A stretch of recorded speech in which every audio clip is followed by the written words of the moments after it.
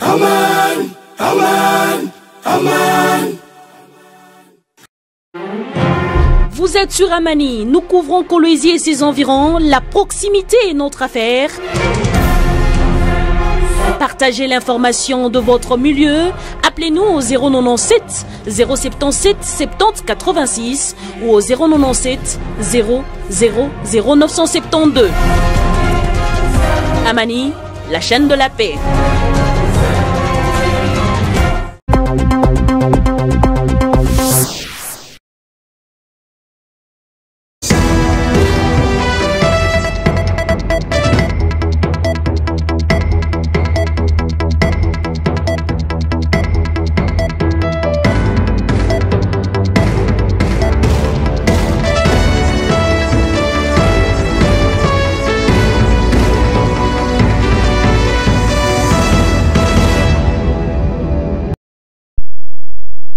En direct depuis le quartier Jolicite à Kolwezi dans le Lualaba, Amani Télévision, la chaîne Pacifique vous apporte les informations. Mesdames et messieurs, merci de nous choisir parmi tant d'autres. Bienvenue à ces points d'actualité. La Cour d'appel a réduit la peine de Vital Kamere Loakaningini à 13 ans des travaux forcés en première instance au procès sur les détournements de fonds alloués au programme des 100 jours du président Félix Antoine Tshisekedi Tshilombo. Plus de détails, c'est dans ce récit. La Cour d'appel de Kinshasa-Gombe a réduit les peines infligées aux condamnés en première instance au procès sur les détournements de fonds alloués au programme des 100 jours du président Félix Tshisekedi. Ainsi, dans le verdict rendu mardi 15 juin, l'ex-directeur des cabinets du chef de l'État, Vital Kamere, écope de 13 ans de travaux forcés au lieu de 20 ans. Les peines des codétenus de Vital Kamere ont été aussi revues. L'homme d'affaires libanais Sami Jamal est condamné à 6 ans de travaux forcés au lieu des 20 ans prononcés au premier degré. L'ex-responsable du service import et export à la présidence de la République, Jano Moï Mandolé, a vu sa peine réduite de moitié. Il ne reste plus aux condamnés que de le promouvoir en cassation s'ils ne sont pas satisfaits de ces verdicts. Vital Kamere avait été condamné par le tribunal des grandes instances Kinshasa-Gombe le 20 juin 2020 à 20 ans de travaux forcés pour détournement de fonds publics. Sami Jamal avait aussi écopé de la même peine pour notamment détournement d'argent et blanchiment des capitaux.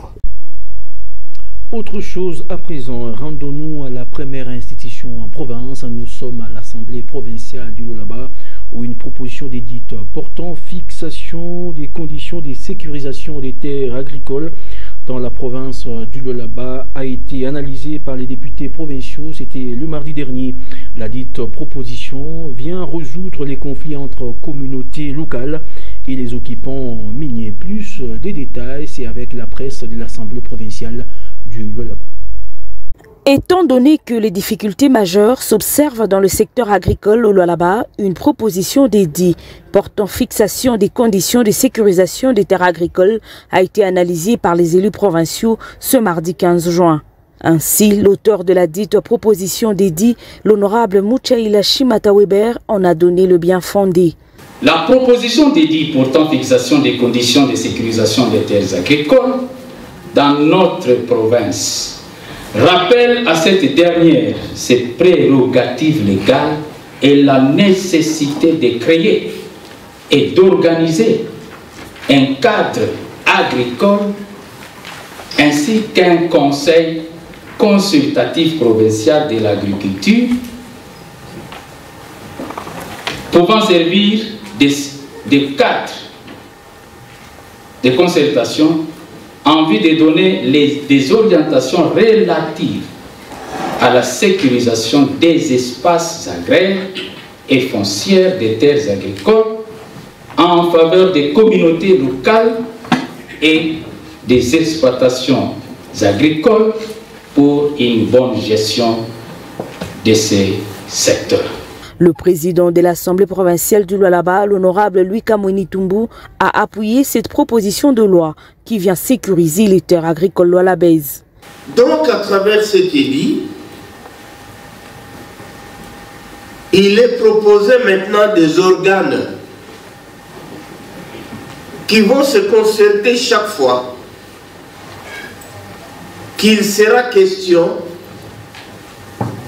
de déplacer, d'abord d'indemniser les agriculteurs qui cultivent, qui travaillent sur un espace donné, parce qu'ils vont perdre leur production, ce qui est normal. Mais ensuite, dans les organes de concertation, à travers les organes de concertation, il faudrait qu'on trouve un autre espace agricole à leur donner.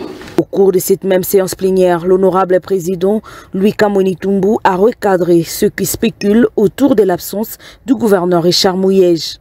Si le gouverneur Mouyej n'est pas ici, ce n'est pas la cause de l'Assemblée, c'est à cause de l'IGF.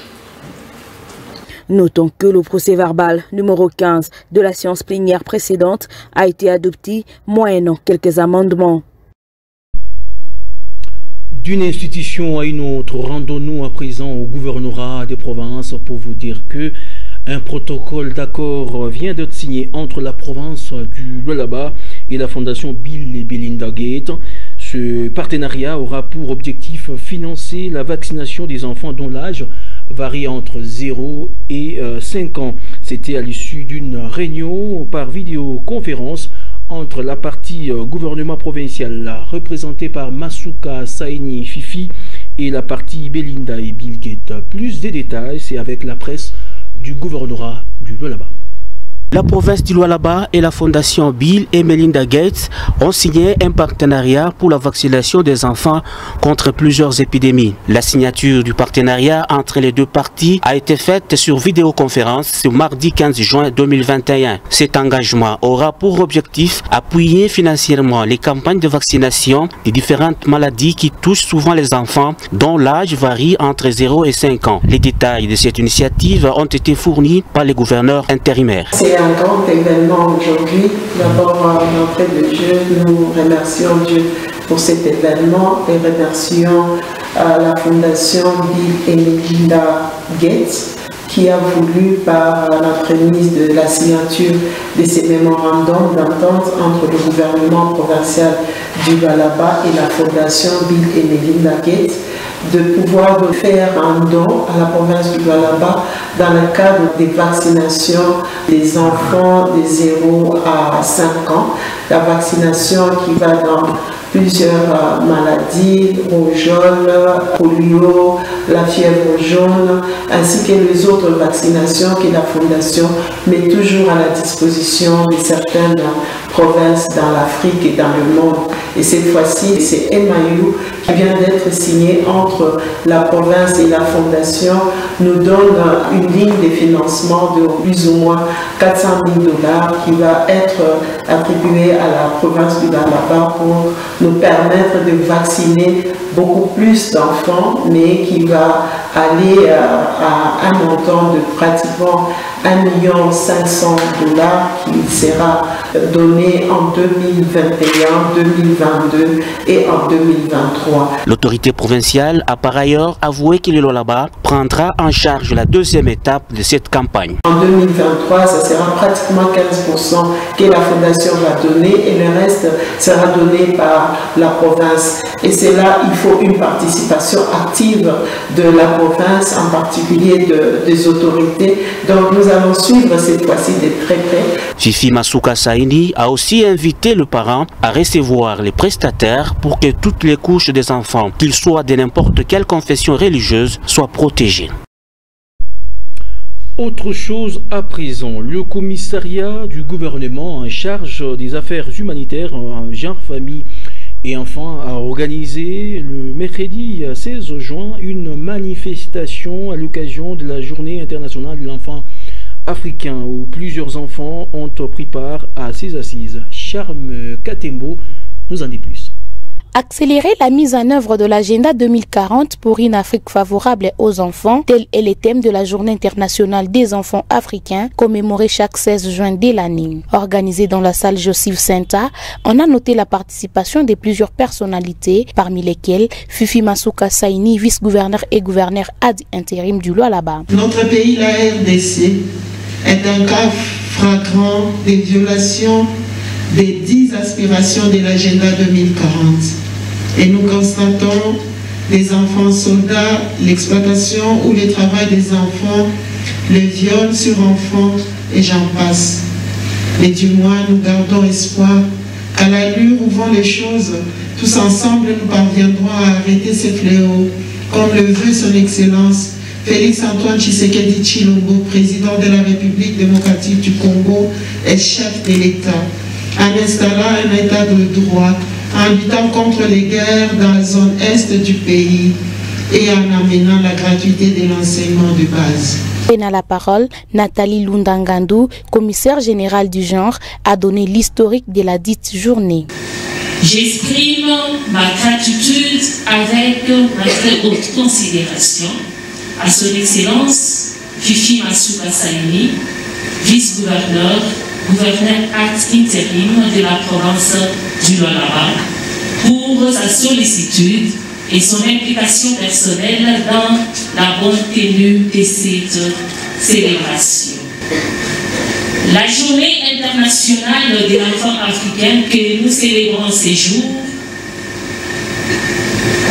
est commémorée, instaurée par l'Union africaine en 1991 en souvenir de certains enfants tués par les régimes de l'apartheid à Soweto. En Afrique du Sud, le 16 juin 1976. Au programme, la présentation des poèmes, chants et quelques discours présentés par des enfants.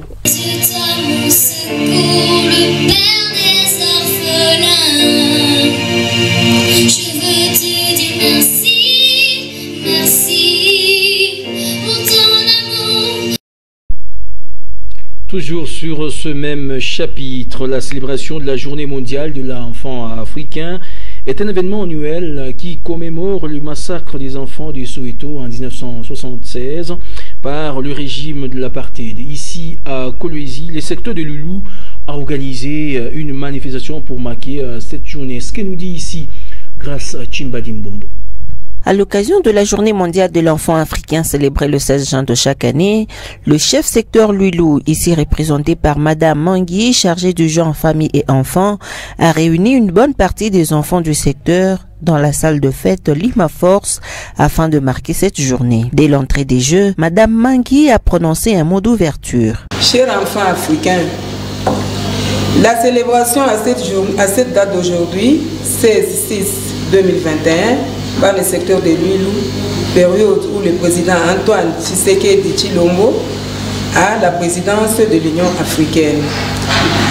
La journée mondiale de l'enfant africain nous rappelle un mauvais souvenir du massacre des enfants de Soweto lors d'une marche réclamant leurs droits par le pouvoir de l'apartheid le 16 juillet 1976. À cet effet, les coalitions de l'action mondiale contre la pauvreté ont choisi cette occasion pour en faire la journée africaine du bandeau blanc et pour faire une demande régionale auprès des dirigeants des pays concernés. Puis s'en est suivi le mot du représentant des enfants du secteur. Vous avez aussi été comme nous. Nous refusons de vivre dans la rue car la scolarité est un droit pour tout enfant. Merci, enfants africains du secteur Loulou. Étant donné que la République démocratique du Congo traverse la 3e vague de coronavirus, Madame Esther de la société civile a expliqué aux enfants comment observer les gestes barrières. Malari ikwako, malari konaua, i malari ikunatokea, contamination ikwako, ya mamate, kusema en face, munangaliana, munasema utapata malari. Alors, le président de la République a relève ma mesure. A relève ma mesure, tu n'as pas observer à tout moment. Dernièrement, pas tenir ces mambo, il y a ma mesure barrière. Il est ma mesure barrière, tu n'as pas chaque respecter. Dans un premier temps, kulamukiana kumukono akuna ako. Awele kulamukia muntu kumukono. Puisque les maladies ne transmettre kulamukiana kumikono. Ikuna jitransmettre kumikono kwa buchafu jokule barlenda kuleta système ya ima fontaine mita mi expliquer comment tunama kumikono tukuna système ya kuna mai kumikono à tout moment batoto wanapasha kuna mai kumikono saa yote unatoka kwa masomo unanawa kumikono. La manifestation s'est clôturée par un bon partage alimentaire.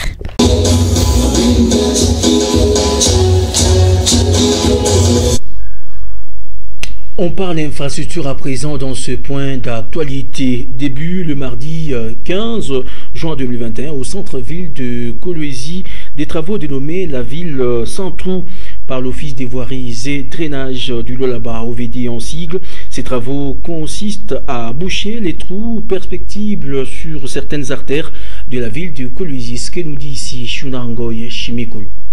Pour débuter avec le travaux, l'Office de voies et drainage a porté son choix sur l'avenue Kajama de la ville commerciale. Artère détériorée depuis un beau temps, le superviseur trouvé sur place donne la nature des travaux exécutés sur cette avenue. Nous sommes en train de travailler d'abord ce que nous appelons la couche de base. Après avoir travaillé la couche de base, nous allons travailler maintenant la couche asphaltique. Donc on va poser la couche que nous appelons enrobée, donc la carpette de 5 cm. C'est aujourd'hui sur l'avenue Kajama, au croisement avec Lukala. Après cette avenue, nous allons partir encore sur l'avenue Manguier. De Manguier, Lukala, de l'église, pour déboucher sur la route Tilolo, tronçon compris entre Mont-Carmel et l'arrêt bus Kassou. Les usagers de cette artère ne sont pas restés indifférents face à l'exécution de ces travaux. Odega fanya bintu ya nguvu isiko kaloko binapasuka tena isiko kaloko binafanya hivi tunapenda ifashi ogopa bien ifashi tangu na kule ngambo baka fashi bibonwa bimoya est-ce que ni bien hivi yo mambo ni gouvernement va financer kwa moyen mingi bafaka kazi ya bien bashaka tena mabilaka biko lekaika biko na totoka. Les travaux sont réalisés sous l'impulsion du gouvernement provincial dans l'objectif de rendre praticables toutes les chaussées de la ville.